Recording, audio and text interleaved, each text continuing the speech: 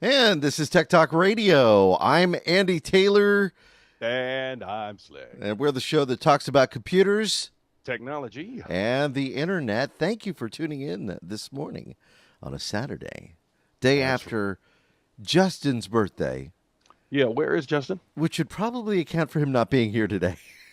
Where is Justin? I had a feeling he went to a Time Went On last night and could not make the show. Oh, excuses. Don't we dock his pay for that? Yeah, yeah, we dock him. Well, actually, we start charging him at that point. Oh, okay. Reverse thing. Gotcha. Yeah, it's a reverse thing. Boy, I tell you what, it's a big week. We'll talk about some of the stuff that has happened this week. I want to welcome our viewers to techtalkradio.com/live, as well as our listeners on WLMN Radio.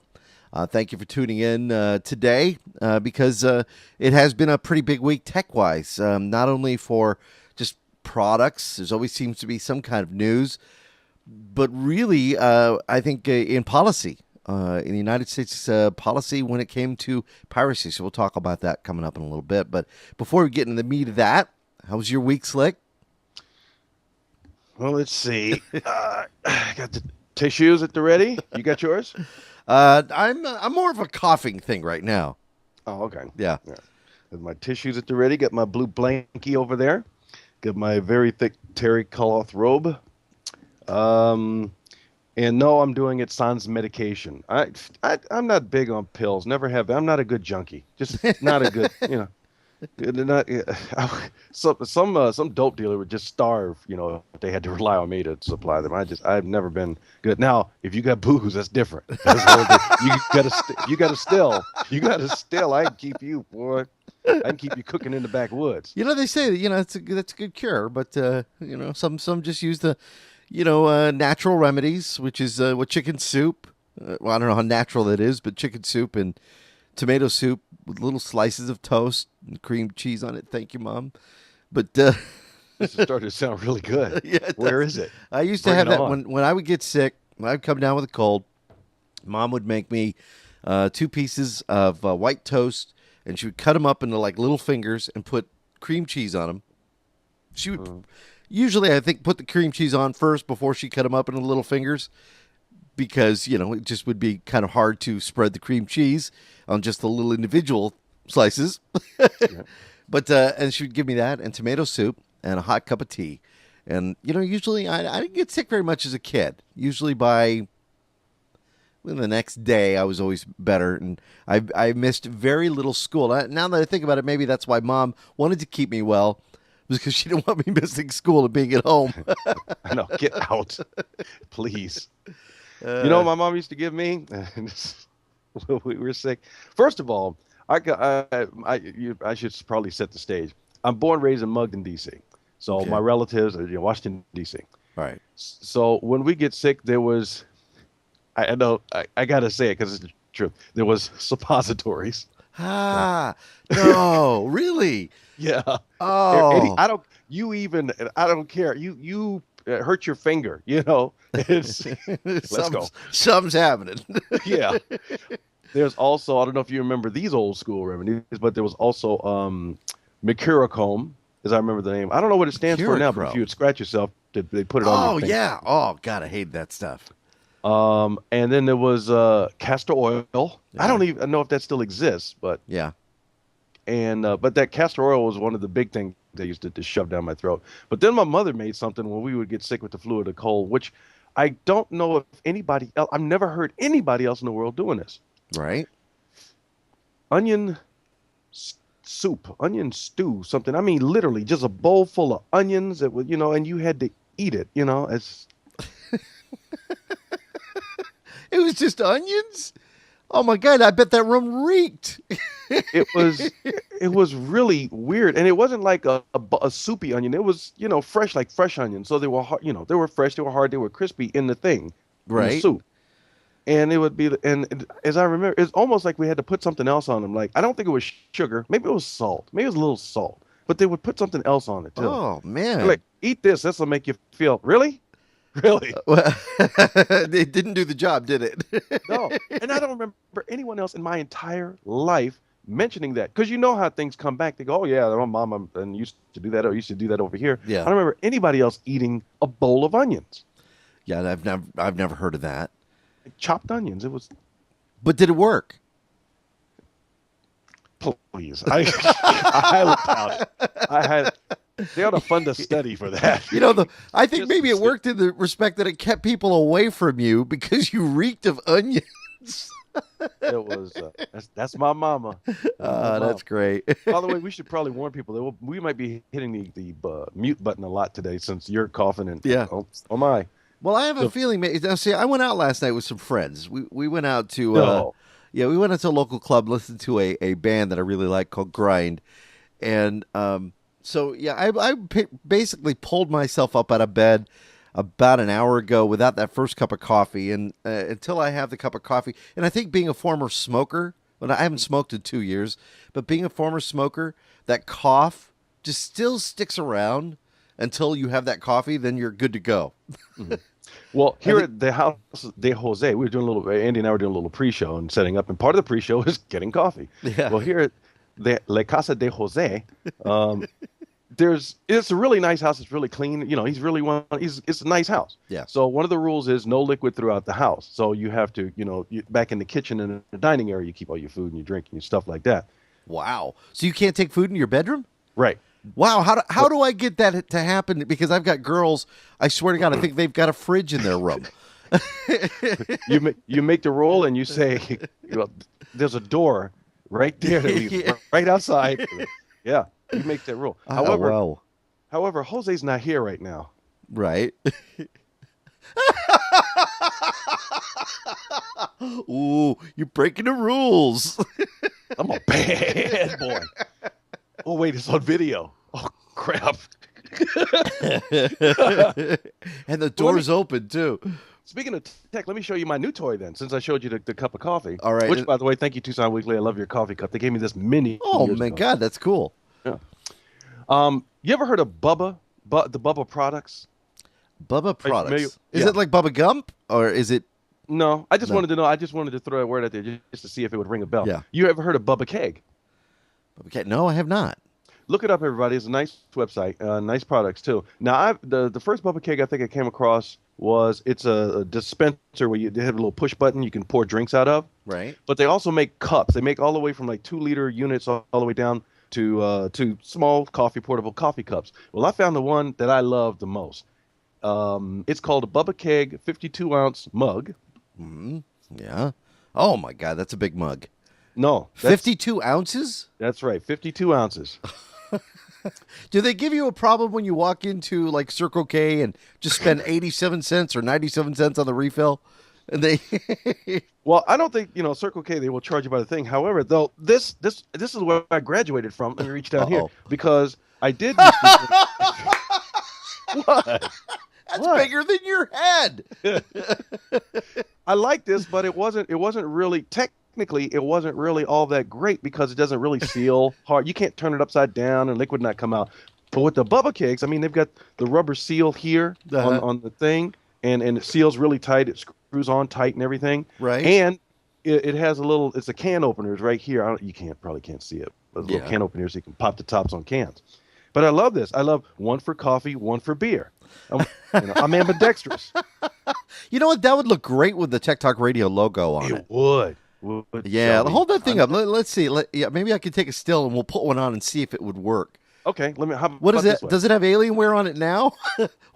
No, it's Leo's. No, this is Sans BPA free. It's that plastic thing that everybody's trying not to deal with. Yeah. The All right. bad plastic that you ingest. Oh, that's so they're good. saying it's free. So do you want to take a still like yeah, that? there you go. With your head on to the side, you got to do the happy smile pose. Perfect. We'll have that up on the website later on this weekend. But yeah, I highly recommend Bubba Kegs. I really do. They're in all different sizes. Are they like I said, Are they expensive or? no, I got this. Believe it or not, I got this out of one of our Fry's food stores here in town, Wow. and it was only like $10. Bubba Kegs. I like it. Yeah. Now, you've been on the rampage recently. I'll tell you what. We're going to take a quick break. When we come back, we're going to find out. Slick has been on the rampage lately looking for a specific item And you're making me feel bad because I have one, and I'm thinking, okay, how are we going to get Slick one? You don't have just one. I know you got more than one. Don't tell that lie. You're trying to make me feel a little bad. No, I'm feeling horrible. When we come back, we'll find out what it is here at Tech.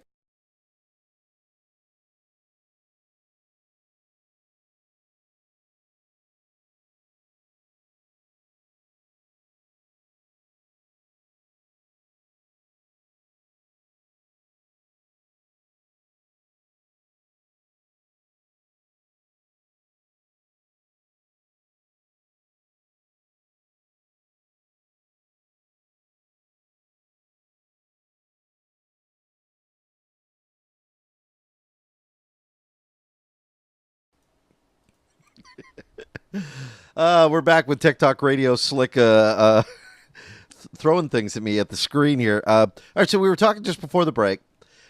Slick has been on the rampage lately looking for deals. And if you look in the wall, and for those of you at WLMN, I apologize, you can't see this unless you go to our live cast or check out a recorded show. But if you look on the bedpost, right behind Slick's left ear, you will see an array of USB flash drives. Well, that's just that post. That doesn't. You can't see the other post in the back where the rest of them are hanging. No, seriously, have you ever counted how many USB drives you have? Not really. Who counts? Right. There's never enough. Now, the thing is that just so you don't feel so bad, Slick, I've got one here. I've got another one right here. And I think in this drawer where the Tech Talk Radio Studios is, reaching around in the door, I probably have 4 or 5 more. Let's see if I can give our viewers a chance to see inside the drawer here. There's probably 4 or 5 more flash drives that are spread throughout this. The drawer of toys. Well, the thing is, I think with flash drives, and I think this happens, you get a flash drive, and you put your data on it, and then you put it aside. Maybe that's the case. Now, I have one 64-gigabyte flash drive. I got or is it 32? The one from Kingston, we got the red ones? The red ones we got were 64. Yeah. Those were 64. So that one I use every day, carry it with me, and that one I can move files. I rarely, though, will delete stuff from it. Even if I have multiple backups. 64 gigs there. Exactly. You know what? It's funny. My hard drive in my laptop, and I've got an older laptop that I still use, is probably about maybe total of about 45 gigabytes. So because of that, I don't, I put everything on the Kingston 64 and use that. But I think over time you just get to the point where you don't delete stuff, and then you say, "Well, I might need that file," so you put it aside and you grab another flash drive. Then you grab another one, and so you end up having multiple flash drives. So now I know that you've been looking at deals and finding deals on 64 gigabyte flash drives, USB 2.0. The USB 3.0s are kind of pricey, and you're wanting one really bad. Yeah, I am. Let's see. I'm trying to think about if I should update anybody on my actual use of flash. People use flash drive differently. Yeah. I'm not sure. You probably, as I did standardly, you put it on there and you just wear it and you take it with you throughout the day. But I'm working in a computer repair business most days of the week, helping out a friend. So I use different flash drives a little differently. On this, for example, let me just show you. I have 2 that I keep in my pocket because they close. And they don't really have the hook on them. Okay, so but the so you can put the cord on it. Right. But the other ones have the cord, so I wear them around my neck. So the 2 that I keep in my pocket, this one I try to keep empty. It's only 2 gigs, but you never know when you need to plug it into the computer. And move hold on, show that again. Is that the one we got from NBC? Guess what? It surely is. Let me see if I can. That is NBC. It says NBC Universal, right, or NBC Digital? Yeah. And on the flip side. SanDisk. Yep, our friends at SanDisk. So they gave that to us at CES a couple years ago.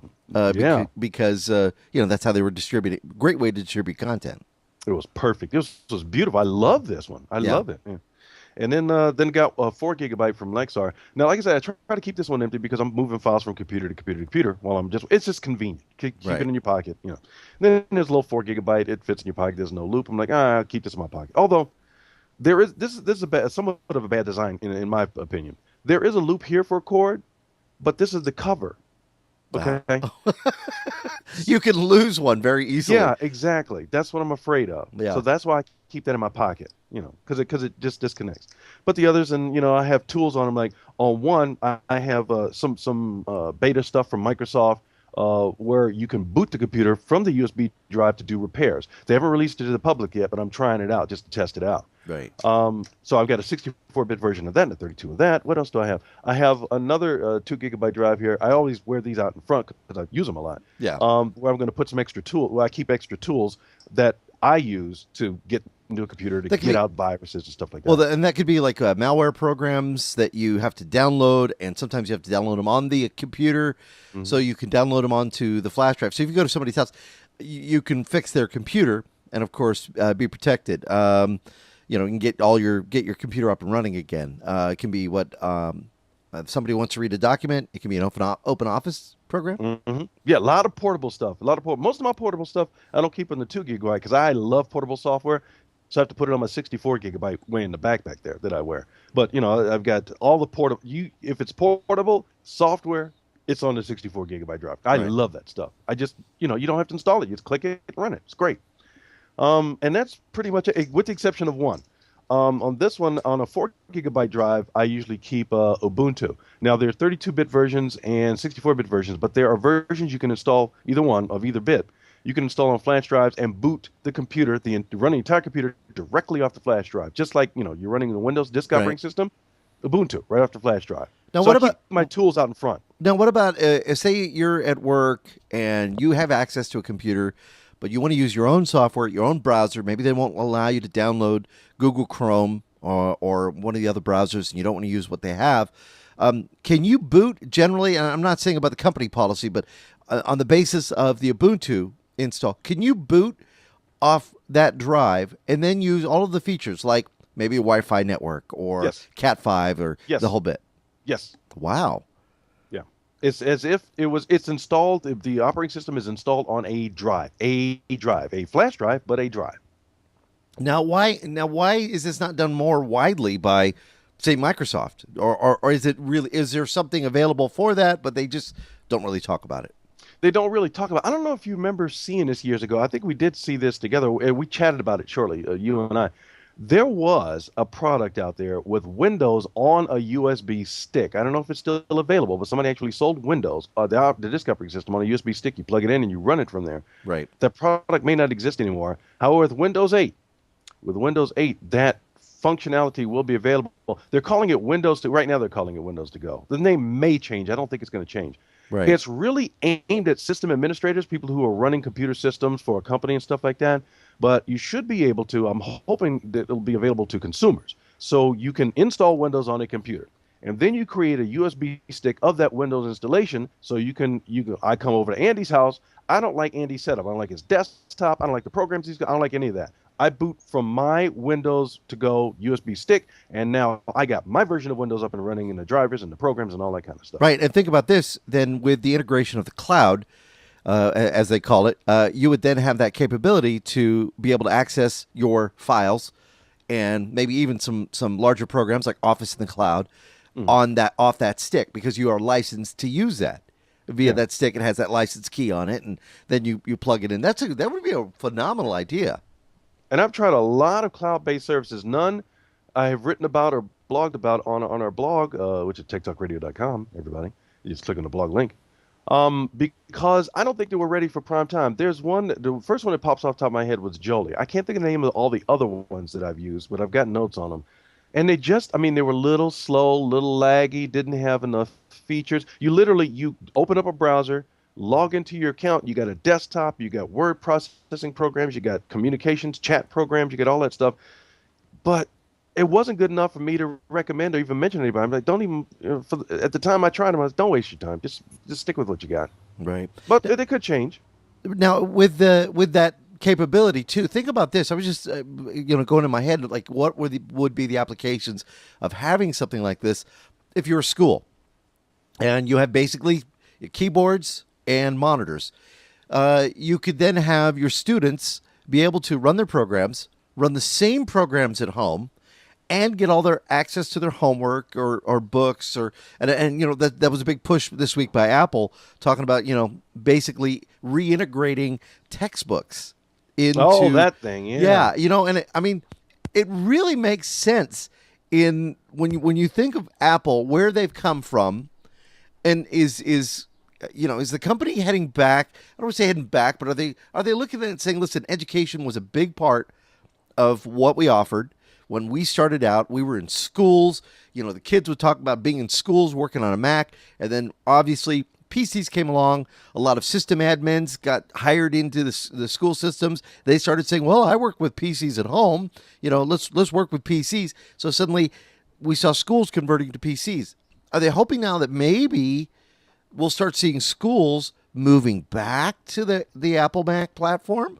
Not all have abandoned it, and some have. You'll see them throughout classrooms, but could this be a bigger move towards back towards that which of course now could spur more homes than to buy Mac-based computers, even though they're a I little more pricier. remember there was a time ago when I actually looked into that whole Apple Macintosh system of the client server Right. situation, but they seem to move away from it. I mean, I know they still do some work in that area, in the client server area, but not a whole lot. I'd have to look into it again. I mean, I heard the conversation that's been going on all week about textbooks, the e-text, and all that kind of stuff. I don't know. Have you heard anything that gives you the impression that wants to get back into that game? Oh yeah, I think with their announcements this week about the textbooks and just making their platform a little more accessible to teachers. Not that it hasn't been, but I just think I have a feeling they do want to go back in that direction, or at least not entirely, but they'd like to grab a little more of that market share because Hmm. that has certainly been overrun by PCs. But you look at PCs in the economy. I think that's why they probably are we're seeing them more in schools now. Although we have a few listeners that I know that work in education and they work entirely in the Mac platform. So you know, I have a feeling that that's what it was. Now, are people excited about that announcement? Nah, everybody wanted to hear. I want to hear about iPhone 5. Yeah, and an iPad 3. I got to tell you too, and I know we're kind of getting way away from that, but we are going to take a quick break. When we come back, I have a friend of mine that has an Apple iPhone 4S. I haven't got mine yet. I was promised it last like Tuesday, and it didn't happen. So he says the guy that I work for that says, "Oh, I just got to go up to La Encantada. That's where the Apple Store is, and then we'll get it." Hmm. I think he's full of it, but I don't think I'm getting one. So Uh-oh. I'm not holding my breath. But this is the same guy that took the Zoom tablet from me. Yeah. Yeah, I work with this guy, and he took the Zoom tablet. And he said, "Yeah, I'm just going to send it in to get an upgrade, the 4G upgrade." He said, "I'd be like, just tell me, just say to me, I'm gonna give this to somebody else," which is exactly what he did. He traded it for an iPad 1, a Zoom tablet for the first generation iPad. I don't know if that's a fair trade. It's really not. He should have asked me, but I would Yeah. I would have told him, no, hold on to the Zoom. It's worth a little more. Yeah. But that, and it was funny because the other day we went somewhere, the three of us, because we all work at the same company, and sure enough, wouldn't you know, the other guy had the Zoom tablet. I'm like, I Did see. you say anything or did you No, I just look? waited. I waited. He finally said, he says, yeah, blah, blah, blah, I traded my Zoom for the iPad. And then I thought, oh, great. So yeah, and he's been telling me about an iPhone, and I have a feeling it's not going to happen. So I'm not holding my breath. Well, don't be a traitor. Don't be a hater. Stay with us on the droid. Come on. You know you love the Oh, I droid. actually, you Droid. know what? I do love the Droid. I really do like the Droid. I mean, I like how if I want to restore it, I can do it no problem. But I'll tell you what, we take a quick break. We come back. I have a friend that did have a problem with the iPhone 4S, and I'll give you the solution. And you may be running into the same problem. We'll do that when we come back here at Tech Talk Radio.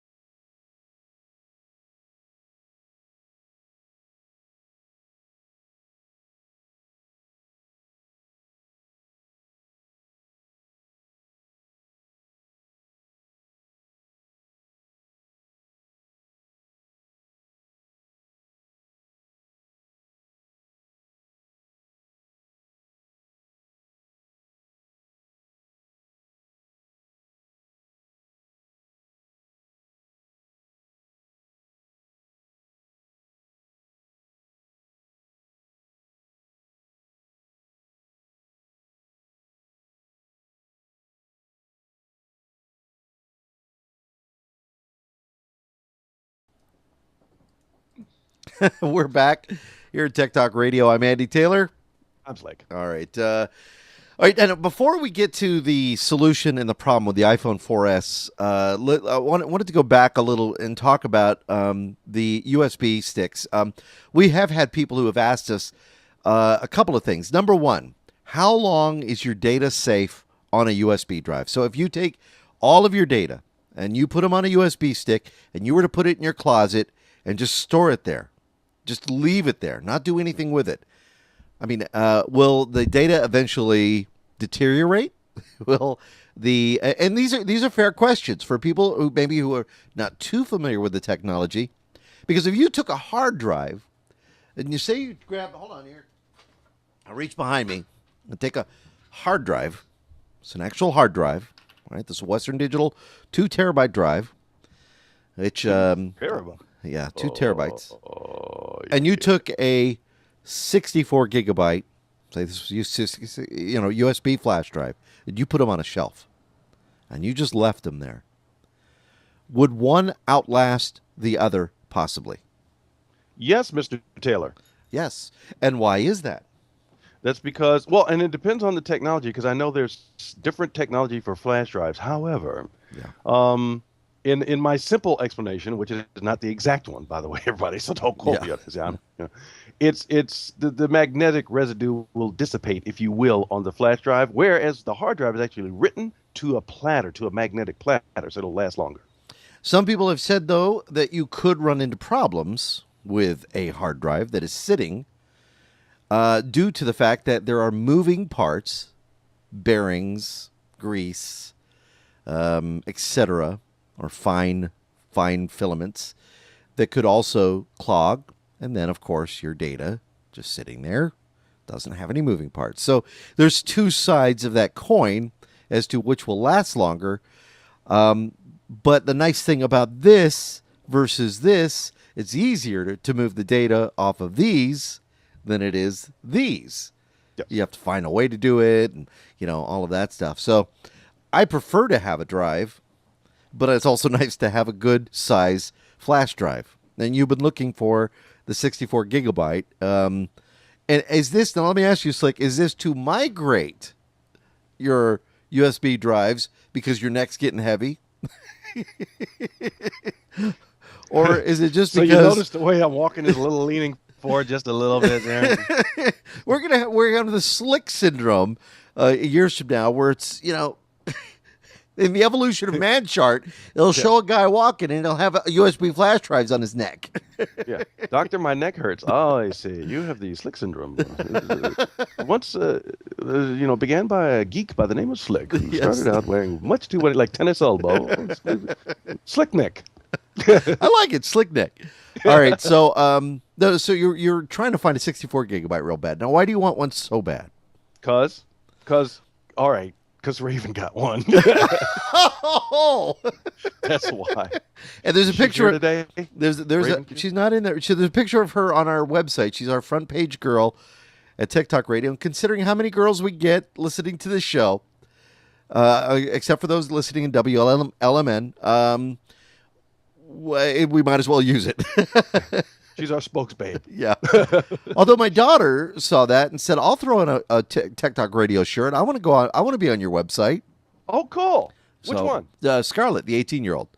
Oh, the Xbox girl. Yeah. But in exchange, like Raven, getting a Kingston 64 gigabyte, Scarlett wants something for her Xbox. She's got everything for Xbox, doesn't she? Pretty much. She has the wireless controller. She has the, she doesn't have the hard drive for the Xbox. Say 360, the new hard drive. Scarlett. Is that what you want? Is that what you're fishing for? The hard drive, dear? Is that what it's going to take? Talk to Daddy. I'm out of this one. Oh, boy. Well, the nice thing, see, now we might be in a conundrum here, Slick, because the nice thing about the Xbox 360 is it can run a USB flash drive. You can plug in and move data across. Yeah, I haven't played with enough of the platform, so are you telling me that the PS3 will not run a USB flash drive? I don't know. It probably can. Okay. I still don't have one myself. So wait, All right, let's talk about hacking then. So theoretically, is it possible? Maybe we'll have to look into this. Can we boot Xbox 360 to a USB flash drive? There's been discussions about that, but Microsoft is very, very, very, very careful about their Xbox 360s and what they allow and what they don't allow. You'd be Right. surprised. Opening the case on your Xbox 360 can mean you will never be able to update it again. It's kind of some of the problems I've run into unless you flash it or do some other things to it. Okay, so another question we had regarding USB flash drives, and I want to clear this up too for our listeners. Viruses. That's a big concern. Somebody comes over to your house, they download a lot of stuff. Their system has been hijacked all over the place. They take a USB flash drive and plug it into your computer just to access a file. Could you then be susceptible to a virus from their flash drive? The easy answer is yes. The easy answer is yes. Yeah. If you're lucky, if you're the computer owner and you're lucky, you have antivirus running and anti-malware running, and it's active. And when you plug in a USB flash drive, it will take a look at that drive to watch at least watch the files going in and out of that drive, Right. and start to flag stuff that could be or is infected. If you're lucky, when you're not sure, don't plug in anything from anybody else. Just don't. Well, and I'll tell you what, Slick, it's one of the reasons, and I've run some of the free antivirus softwares. I've run some of the paid ones. Of course, we've tested ESET. We've looked at AVG. We've looked at Avast. There's other ones that are out there on the market. I got to say, I really was very pleased with the performance that I saw with Norton's 360. And I'm not usually a huge fan of the full Internet Security Suite antivirus programs. Like when I run an antivirus program, I really, if it's Avast or AVG, if it's one of the free ones that I've tested out, I want just the antivirus. We have somebody at one of my other radio stations that I work for that doesn't really know too much about tech, but yet she likes to have her hands in everything. So she'll go ahead on one of the studio computers and download, the antivirus program and put everything in there. She's getting the internet antivirus and the scanning tool, and she doesn't realize that it's a mission critical kind of situation where we need to be able to access news fast and access this fast, and those tend to have slowed down the computer. So that's why I do just the antivirus. But I'll tell you what, the Norton's 360 antivirus program, I love because I did have a situation once where we had a flash drive. We were suspect, and we plugged it in, and sure enough, within seconds, we had a pop-up saying, it detected activity on that flash drive. Would you like us to, it's been blocked. Would you like us to eradicate it? I thought, well, that's great. So that's another reason I'm kind of a big fan of them. But so yes, the easy answer. Now, in the same respect, though, if you put a flash drive in and you have a virus on your computer and you back up your files and then you get rid of that virus, you could reinfect yourself with a flash drive, which some people have done. Yeah, I've seen that a lot too. Also, let me just make a comment about the antivirus. I've got different opinions on different antiviruses. Yeah. Not all of them negative. I mean, I like this for that reason, and this for that reason, and this for that reason. But getting back to Norton 360, one of the big benefits, in my opinion, of Norton 360 is it is in charge. Bottom line, it's in charge. Will it slow down your computer? Yes, because it is in charge. So if you're willing to trade speed for protection, I don't see a problem with Norton 360, because Norton 360 is going to watch everything, and that's why your computer runs a little slow, or will run a little slow, could run a little slow. Yeah. As well as Avast. Now, the good thing I like about Avast is it will do a boot time scan, as opposed to a lot of the others that I've had a chance to use and play with and that kind of thing. So, because I noticed that with Avast, I mean, as soon as your computer turns on, I'm here. Yeah. And I'm watching everything. So it keeps, from the moment you hit that power button and it starts to talk to your hard drive, Avast is ready. Well, one other thing, too, I think it's important to notice, like, if you're going to get any of these antivirus programs, get them from the distributor. Yeah. Don't, click on a link that says, get your antivirus program here, and you think you're getting that program, and you're not. That's the situation I ran into this past week with a client. that their computer was basically hosed. They got an antivirus program, but it wasn't the antivirus program. So you really have to be careful of where you go to pick it up. They thought they were getting AVG.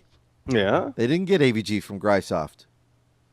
What'd they get? They got, it looks like AVG, it acts like AVG, but it actually was basically zombieing their computer out.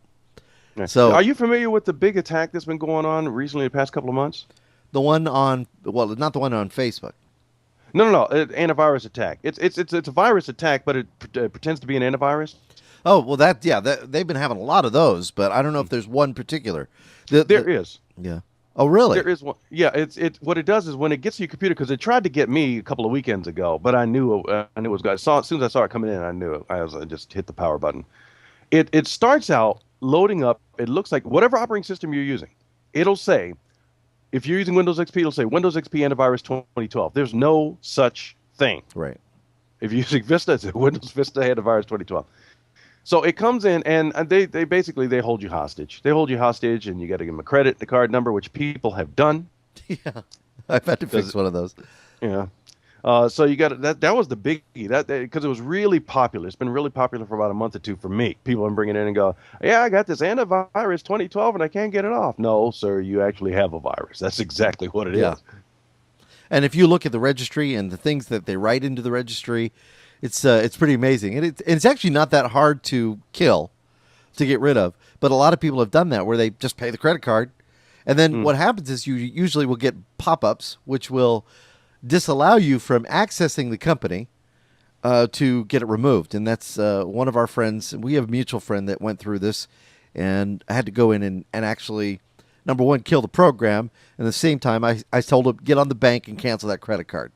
Oh, yeah. I've been sending people. That's one of the first things I do is send them to their bank, and I go, get on the phone or go to your bank right now. As soon as we're done talking, get away from me and start closing your accounts or monitor, whatever you need to do. It's not just cancel the transaction. I told them, cancel your card.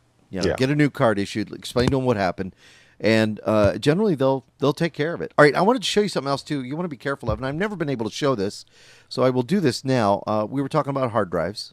Mm-hmm. This is the Western Digital that I was talking about a little earlier. Now, one of the things you do have to be careful when you're working with hard drives, you could take a hard drive and you could put, a hard drive like this in an enclosure, which is, very cool. Then you can carry around 2 terabytes with you. Carrying around a flash drive is fine because there's no moving parts. Okay. You don't want to put it near a magnet. You got to be careful, especially when you work in radio like us, when you go around radio towers or transmitter rooms. But nonetheless, you can carry this around.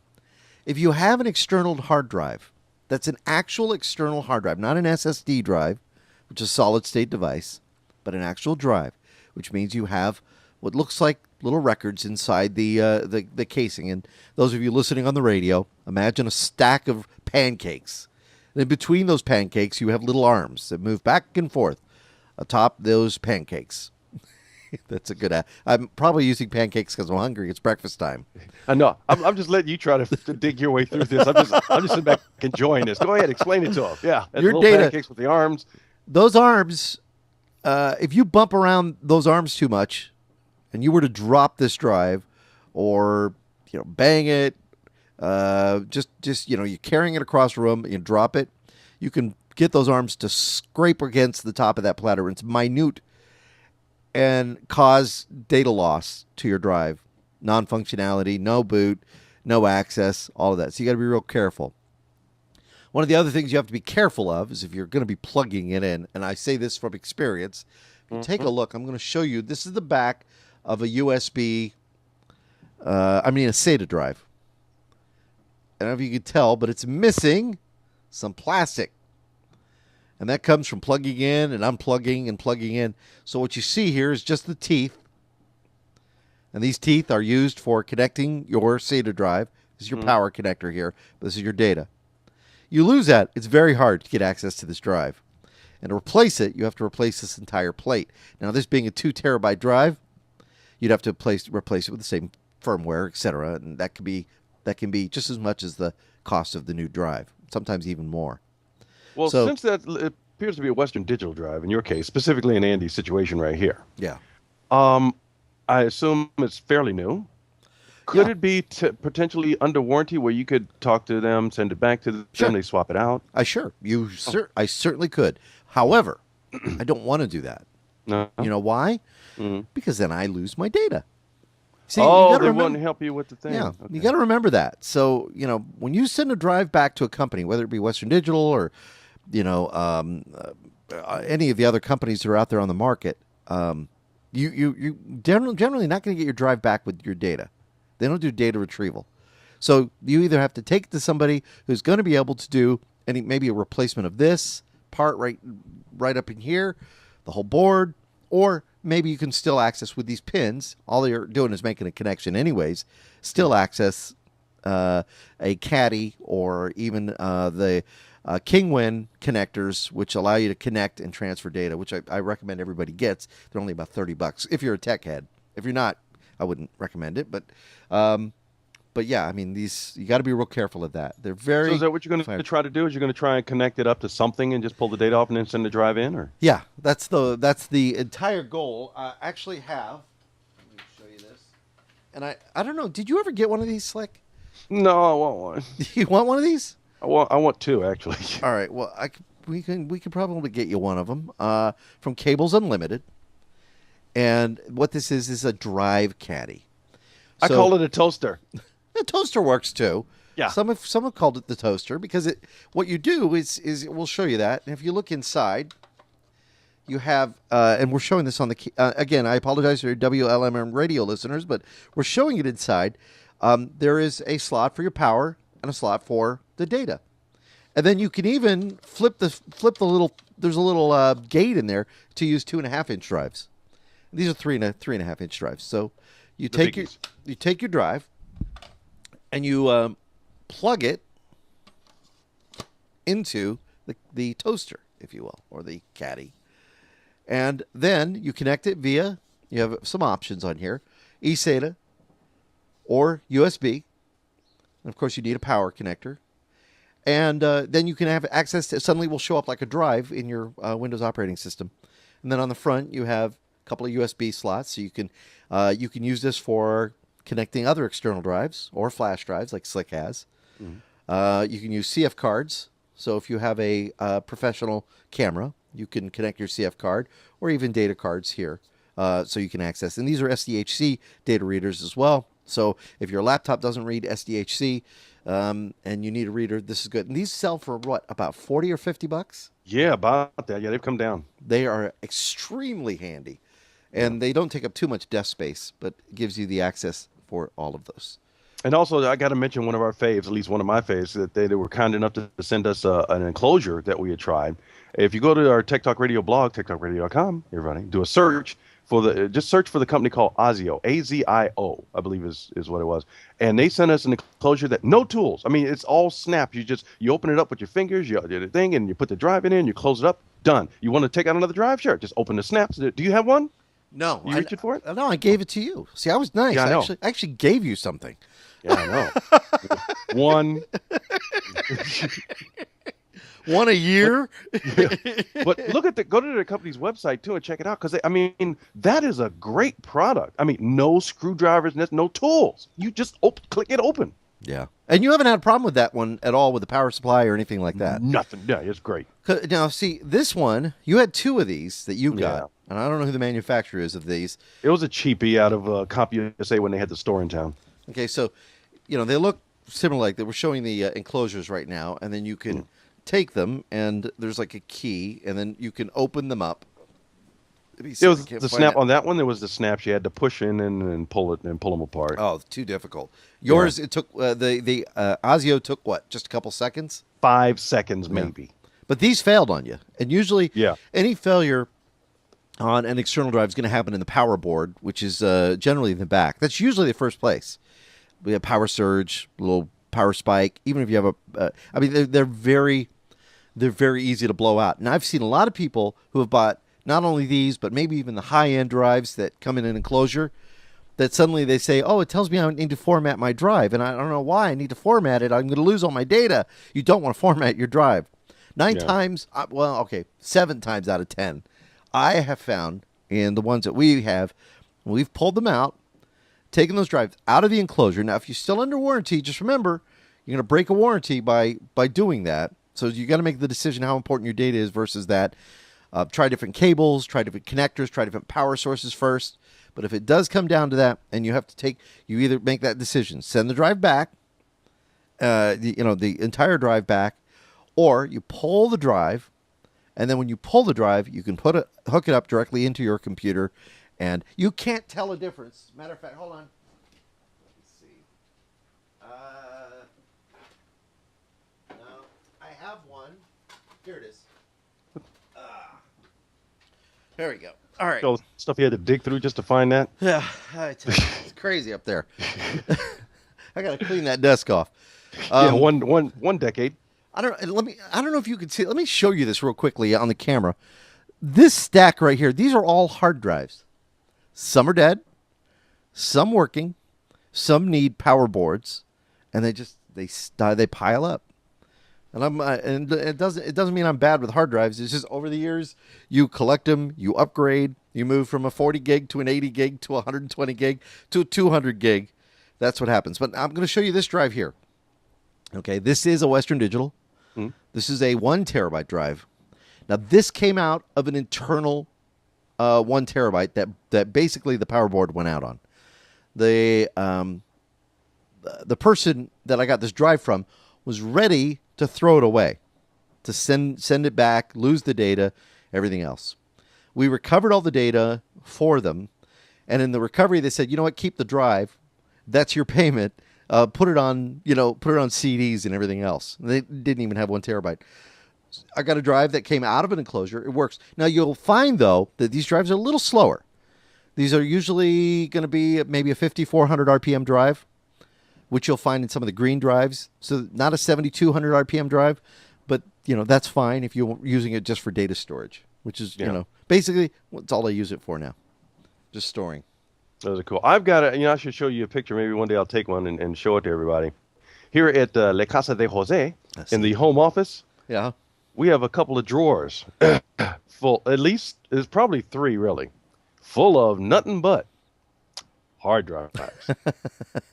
Hard drives that might work. He's no different than you. Hard drives that might work, could work, might be dead, who knows. And who's got time to test them all? Now, I have a drive that sat in a server that has, I know, documents that I never backed up. And it was in the server for maybe 2 or 3 years. And it was just sitting here in the garage. And when I went to fire it up, I heard the bearings on that drive start to spin, and then click, click, click, click, click, click, click. And it was like, okay. So we kept trying, didn't work.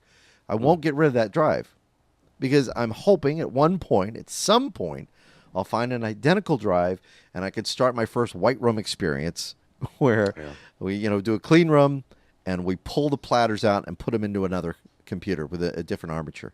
I can see Andy snapping on the rubber gloves now. I have to get them from Gloria first. These hands have been touched by God. Oh, let me show you my favorite paperweight that I just received. All right. Speaking of showing hard drives. Okay. This is a 1 terabyte, 2.5-inch drive. All right. Hold on here. Notice it's just a little thicker than your usual 2.5-inch terabyte drive. That's a terabyte? That's a terabyte. Wow. Amazing. And it's also unique to, I heard something with this, what I didn't hear with other drives. I put it in a toaster to test it out, and with other regular drives, you either hear nothing, you hear it spin up and fail, you hear the click, click, click, click, click. This one must have some electronics in it because I heard beeps. Ooh. Was it coming from the computer? No, it's coming from the drive. All right. Who's the manufacturer on this? I don't know who the manufacturer is because I put my little business card on top of it. Is it a Hitachi? Let me see. Let me just peel it up. Seagate. There you go. Yeah. So I think, these terabytes, like I said, they're a little thicker than your normal 2.5-inch drives, probably because there's another extra additional circuit board in here, maybe. That's interesting. Yeah. Well, yeah. I mean, that's a lot of storage for a small drive. Yeah, and I mean, they're becoming common now, these 2.5-inch terabyte drives for notebook computers. So you put a couple of terabytes in a notebook computer and, man, you're doing good. But like you said, they're probably 5400s. If you're looking for the faster drives, what you're probably going to want to put your programs and your operating systems on, they're going to be small. I don't know. What's the largest, if you can remember off the top of your head, what's the largest notebook drive that you've seen that runs at 7200 RPMs? Oh, a 2.5-inch drive, 7,200 RPM, Yeah. probably. Would it be a 1.6? I don't know if they're up to Terabyte? two. Yeah, I don't know if they're up to two terabytes yet. Really? Yeah. And the thing to remember too is that it's going to be up to the laptop whether Mm. the BIOS in the laptop if that's going to accept a larger drive like that. I know Mm. the Alienwares do, and I would think if you're going to look for a manufacturer, they would be the ones that would include that type of technology. But 7,200 RPM, or maybe.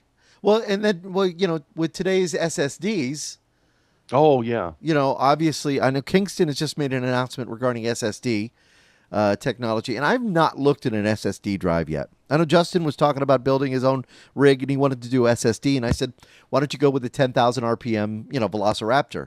Mm. And looked like to me like he's still looking at SSD. Cost That's true.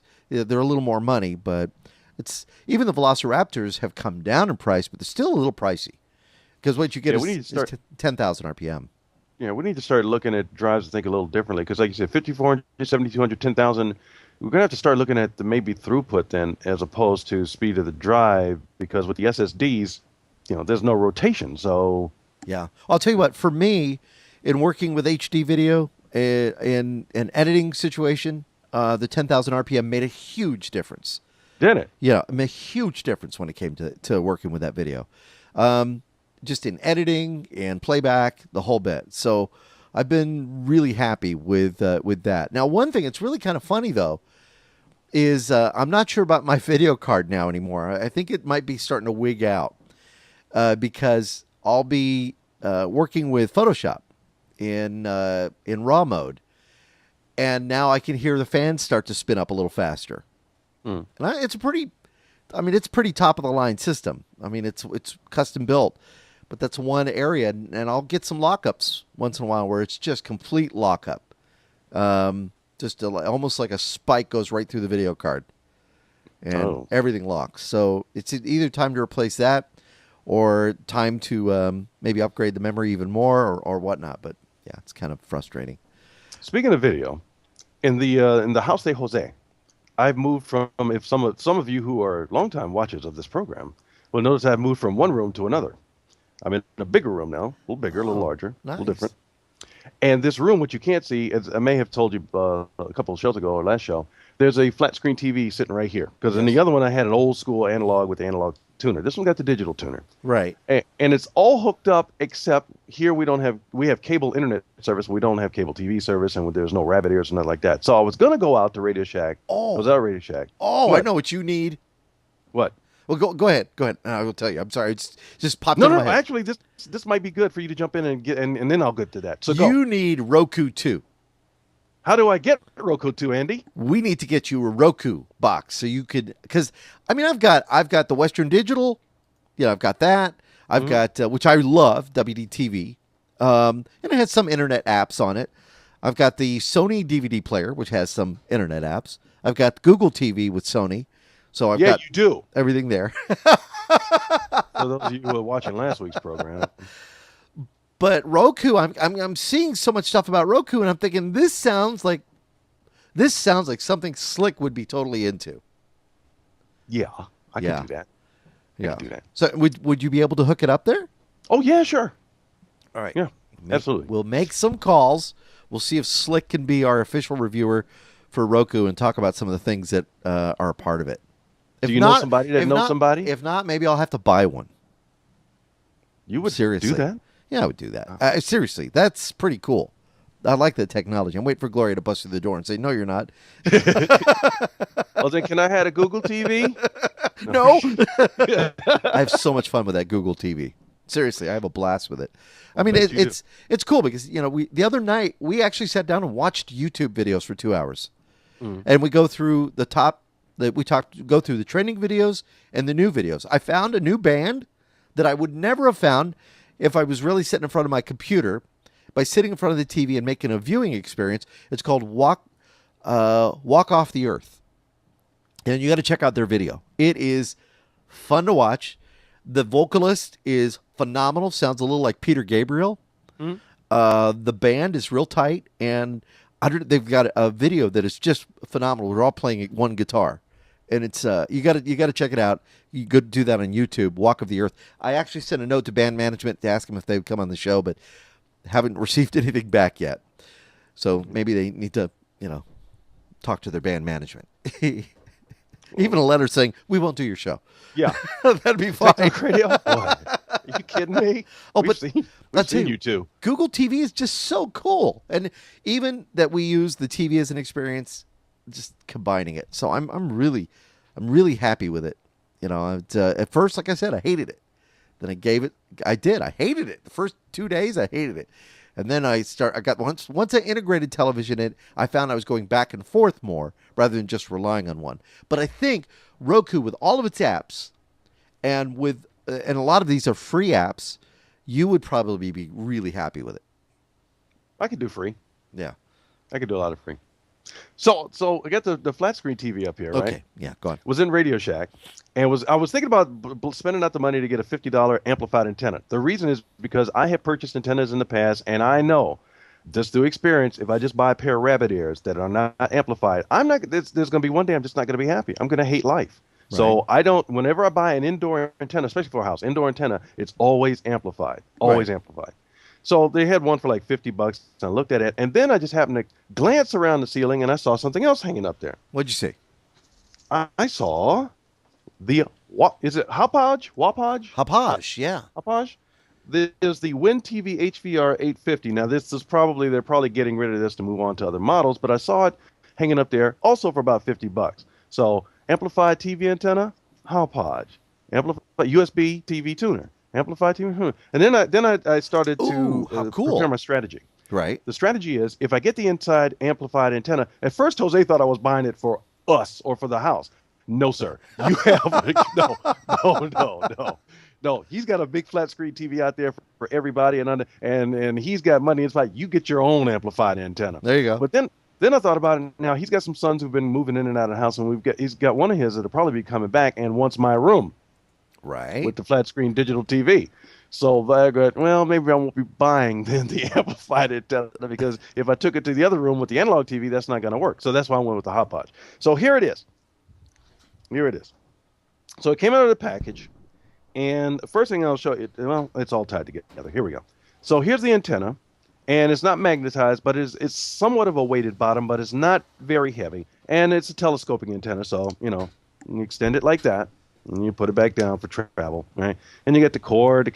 It's coax, connects us to the dongle here. Now, just so you know, Hauppauge WinTV, they do have a model that doesn't have dongles, doesn't have cables on it. It literally just plugs right into the USB port, and it's got an antenna there. So you might be more interested for portability in that particular model. But I got this one because it was cheap and it was hanging up there. They're trying to get rid of it. Right. So I got the USB cable, connects to the tuner.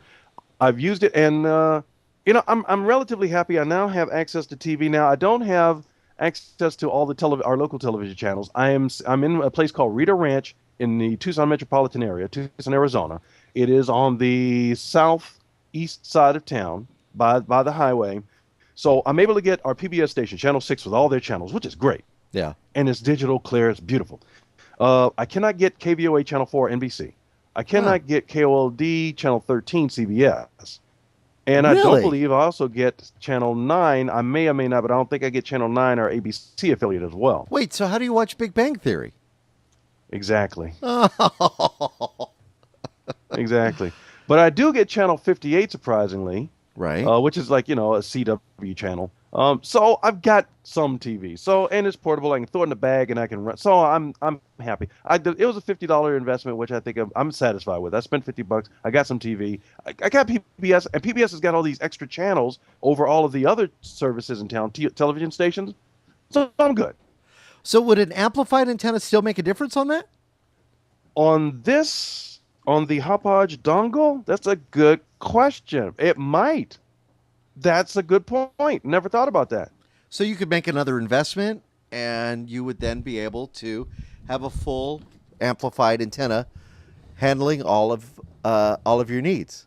For those of you listening on WLM Radio, you can't see that Andy had picked up a box off of the floor and then shoved it in front of the camera, and it reads, "Oh, look at that! It says directional amplified digital antenna. I'll be darned." And it's from Turk, and it's been sitting here in the studio for about maybe a year.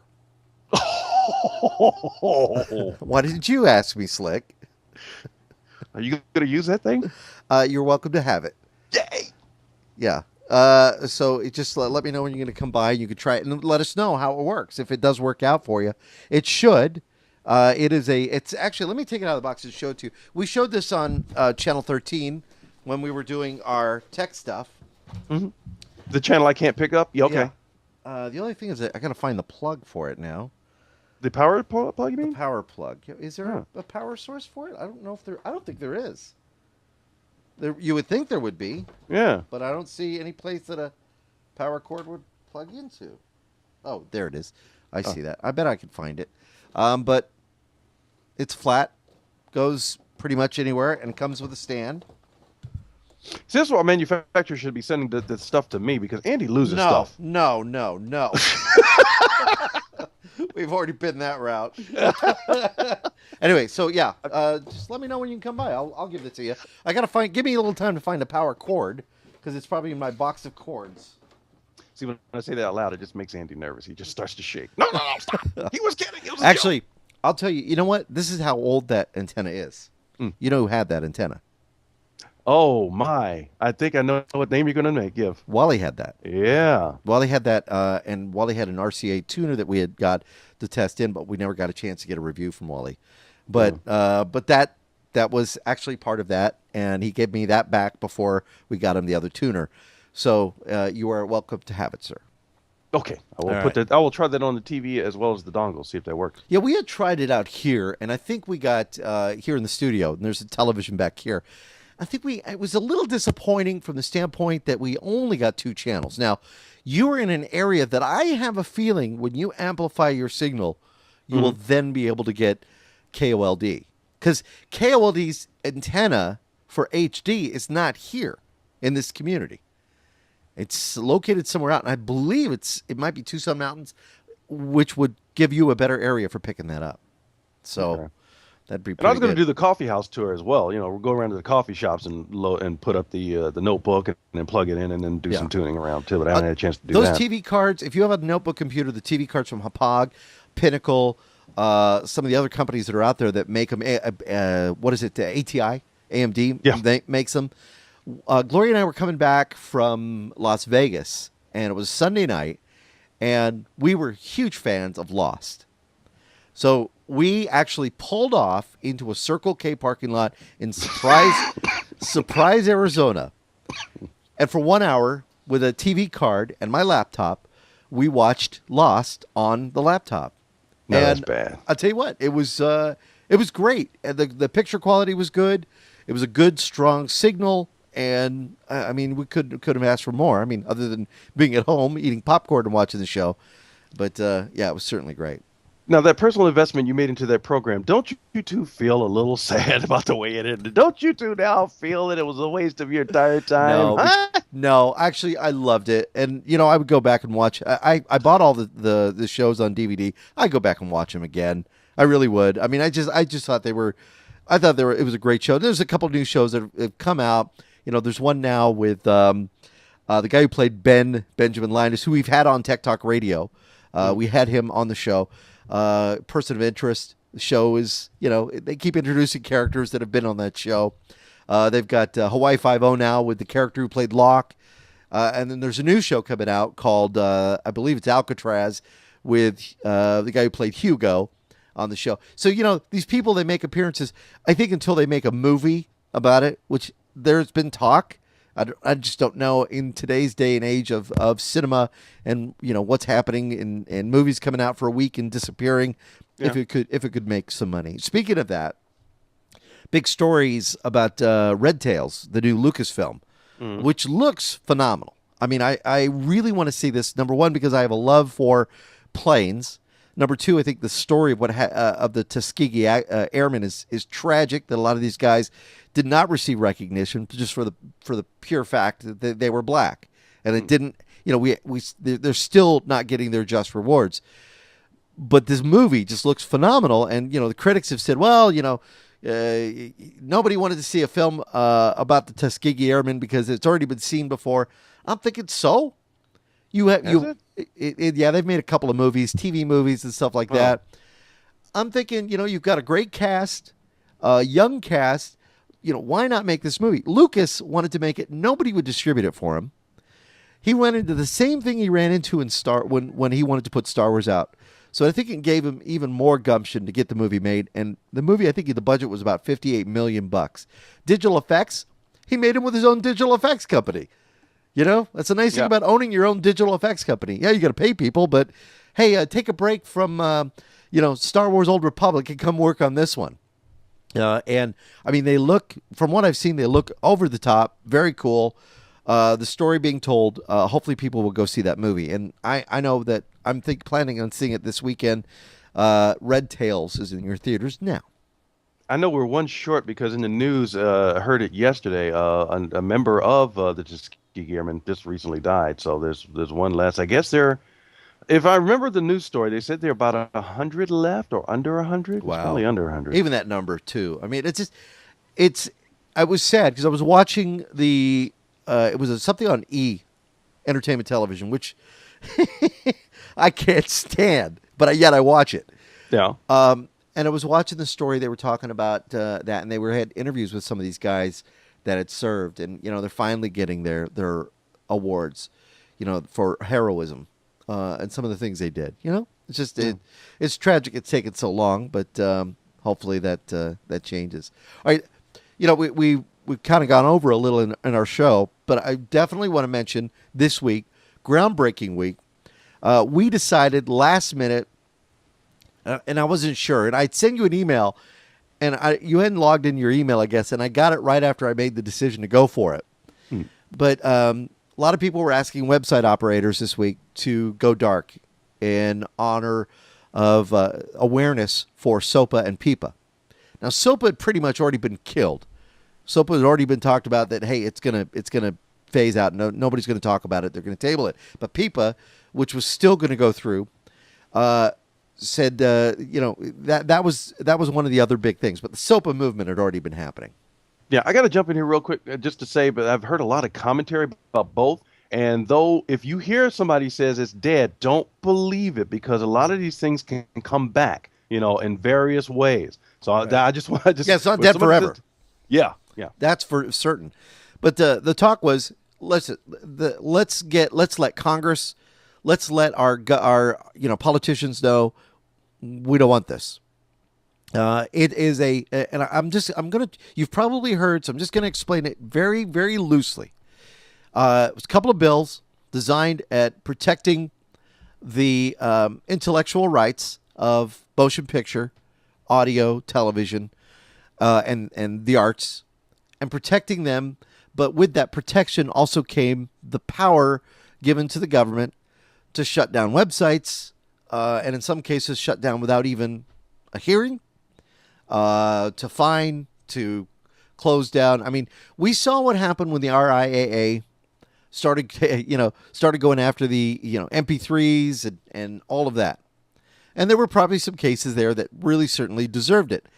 However, going after all of them was the big problem. So in a nutshell, that's what it was. And website operators said, wait a minute, this is too far reaching. You were effectively killing the freedom of speech on the internet. Now, I'm not saying we have the right to suddenly post Red Tails so that you could see it.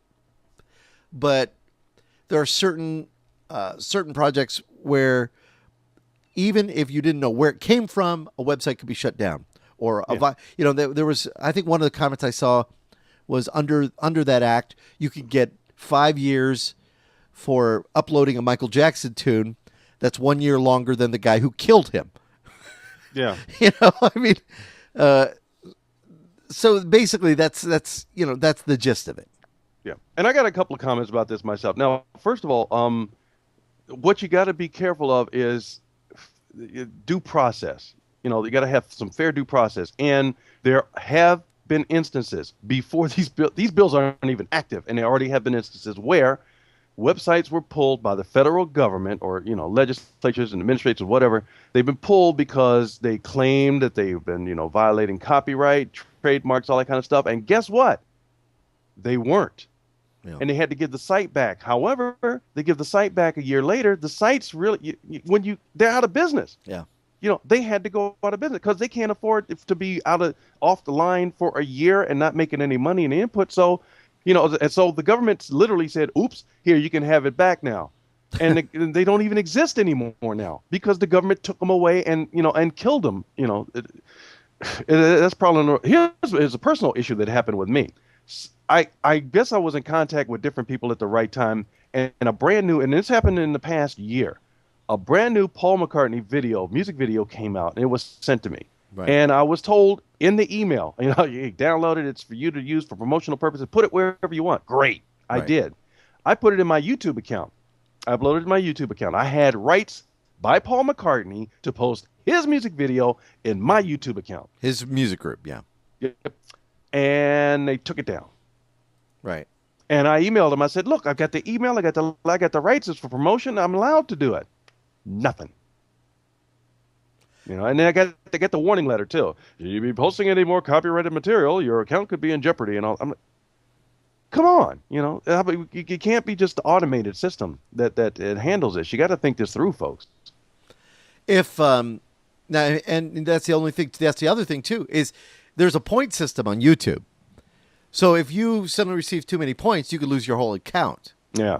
So, and that goes against you, even though you were given the rights to do it. So again, due process should happen, so you have a chance to explain your side of the story, depending on that. And that's the big question. Well, wait a minute. By the time, say I worked at and in the same respect, and in all fairness, say I worked at an editing house, and I got an advanced copy of the next Spider-Man. All right. And I was unscrupulous, and I took that, and I said, I'm going to share this with my friends. And I put it on the net, and then to share with my friends, and then somebody else puts it on the net, and next thing you know, that's it. You've taken a lot of money out of that producer's pocket. You may think you haven't, but you have, because people will stop going to the movies. People won't go see it. Maybe they will. Maybe go, I want to see it with the special effects in and everything else. We've seen that happen. So you need to stop it fast when that happens. And that's their argument too. So I guess, there's two sides of the coin. But this bill was just really outreaching. So website operators, including, let's see, Wikipedia, Craigslist, trying to think some of the others, TechtalkRadio. Actually, the way you Reddit. did it, I loved it. I was surprised at the way you did it. I wasn't sure exactly how you're going to do it. But if you missed it, what Andy did was he made the website, the homepage was black. But there was a video. As soon as you get there, there's a video that explains why it's black. And how did you do it? What was the story behind that? That was actually a video posted by Fight the Force, the company that decided that, they put this video together showing, the whole process, showing why it's happening. And it really explained it on both sides of the coin, what the bills were about. And they made that available.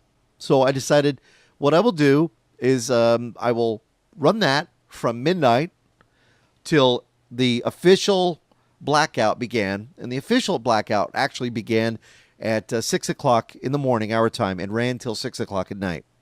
And then at 6 o'clock in the morning, there was a code on our website that we got from Fight the Force that ended up automatically going to the, Stop SOPA website. And then, you could sign up for it. You could expand that. And then at 6 o'clock, it switched off and went back to the video, and that video continued to play until midnight. So we were effectively off for 24 hours. It was cool though. I liked the way it was done. I wasn't sure how you were going to do it, but that was perfect. Well, that was really good. It did reach a lot of people. There was a lot of people also on our Facebook that had commented on it.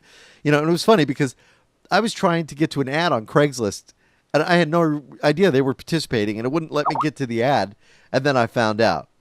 So Oh, Yeah. nice. Well, just keep an eye on your legislator and let people know because I noticed when we were driving through town that day, I wasn't sure how far reaching this would be. I'm sure like in the major cities, New York, LA, that kind of stuff, there would be stuff. But there was a woman here in Tucson at the corner of Kolb and Broadway who was holding a sign. I was so proud of her. I wanted to get out Wow. and hold the sign for her and let her go take a break or something. I was riding with somebody else. I wanted to get her a drink or get her something to eat. I mean, she was holding a sign. It was really nice. It was. I was impressed. It was just And one woman, but that's all it takes. was it talking about Stop SOPA or Stop Yeah. PIPA? Oh, that's great. I didn't even know Yeah. that. Yeah. That is cool. Well, I So like if that happened at that location, I don't know what else was going on around town, but I was really happy. some people had said Google wasn't going to participate. I think they participated in a way that was phenomenal for Google. Mm. Going completely black wouldn't have done them any purpose. I think what they did, putting a kind of a censored logo over their top, and then when you clicked on that, you got the information about what it was all about. So I Yeah, that was I cool. think that was a good job of their parts. But it does look like it paid off. Harry Reid, who is the creator of the Piper Bill, said that they were originally going to be he wanted it to be the first thing they were going to talk about when they resume on the 24th, and then made the decision to table it. So Mhm. talk about it at a later date. This also gives everybody the ability to continue to let the legislators know they don't support this. Will this bill come back in different forms? Yes. There's Yeah. no doubt about it. It will. Yeah. Will it be a You, form that serves website operators better, and the internet and the users better? Hopefully. yeah, you got to watch these slimy senators and congressmen and stuff because a lot of the funny thing about the news, it happens, and it's just every time it happens, it's surprising, but maybe it shouldn't be. So some senators and congressmen who had signed on to the bill, going, "I support SOPA and I support PIPA," once they found out about that, wait a minute, I don't support that. I didn't know it said that. Oh, well, did anybody read it? Anybody? Doesn't make you Before wonder. you just go, hey, are you going to support it because we're Republican or because we're Democrat? Or sure, I'll just go ahead and support it because I'm on the team. How about taking a look at the stuff before you sign it? How about that? That'd be a good point, wouldn't it? Yeah. And enough people to back that, but there are some bullish people in Congress that are still wanting to ram this through one way or another in different forms. So watch your Congress people. Yeah, absolutely. All right, real quickly before we wrap, want to mention the iPhone 4S Hmm? problem that my friend Frank was having. Here's the deal. He got into his iPhone 4S and he went to the cloud and his stuff was gone. And then it was there and then it was gone and couldn't understand what was going on. It took him a while to finally get an answer. And the funny thing is people were chiming in, trying to help him, saying, "Well, connect your iPhone 4 to the PC, and then go to your folder." They were using the Android platform as a possibility of how to get his files, and it was crazy. What had happened is and here's a solution in case you run into the same problem where suddenly you think you lose data on the cloud. If you had an iPhone 4 and you access the cloud and you suddenly have added an iPhone 4S to your family, your iPhone 4 may be conflicting with your iPhone 4S account if you have the same account. And that's basically what he said was the problem. Solution was very easy and he got it taken care of. So just something to think about on that.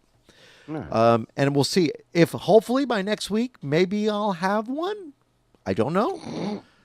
Now, this time next week, the show will be doing the show. I believe I'll be doing the show from a different location next week. That we'll be doing it. I'm just trying to figure out how I'm going to coordinate it all, but I should be able to. So An that'll be fun. undisclosed bunker, Yes, exactly. and he has to go into hiding. What did you do now? What did you do? Nothing. But anyway, What are you so going to do? we invite you to check out our website, techtalkradio.com. Of course, our blog now has the blog post from Raven. It is all about the Cadet massager, which is actually it's. Hey, we got it from ThinkGeek, and we sent it to her, and she gave us a review on it. It's our first review by a cat. If anything, it's worth seeing a great photo of Raven. And I know Chick. Slick has not been posting anything up there recently. I've been fighting viruses. I've been Uh-huh. fighting viruses. We'll constantly. We'll see if we can get some blog posts out of Slick. When you get 20 computers coming in a day, I mean, it's in a day, people just dropping them off and go, fix this. And then a couple of lieutenant colonels. I'm a lieutenant colonel. I don't care who you are. Get in Oh, line. that's right. Yeah, you're on a base. Well, hopefully we'll see something soon. But in the meantime, too, if you can make your way out this way at some point, we'll get you a HD TV powered antenna. Let's see what else. And then, of course, check out our forum. I haven't checked out the forum in a while. I probably should. TechtalkRadio.com/forum. And, of course, for listeners at WLMN Radio, you can check back our live page at TechtalkRadio.com/live. You get the full show, the stuff you missed. Because we do sometimes an hour and a half, 2 hours, and you get your capsuled 1 hour show. So some stuff doesn't make the broadcast, but it certainly is here full live. Yeah, you get your money's worth. Absolutely. You got to be careful how you say that. I just learned how to password protect pages. Oh. Click here to see the pictures of Slick. Not those. Even Mama hasn't seen those. All right. Have yourselves a great week. And happy birthday to Justin, who could be with us this week. We hope he enjoys it. He clicked in just a second ago and said, hey, are you guys still doing the show? Slacker. All right. Have a great week from Tech Talk Radio. I'm Andy Taylor. Oh, I'm Slick. Bye-bye. Now, back to Tech Talk.